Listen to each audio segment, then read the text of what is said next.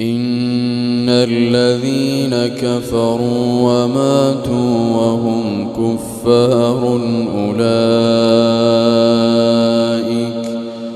أولئك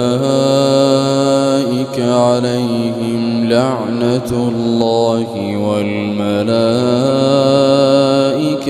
والناس أجمعين خالدين فيها لا يخفف عنهم العذاب ولا هم ينظرون وإلهكم إله واحد لا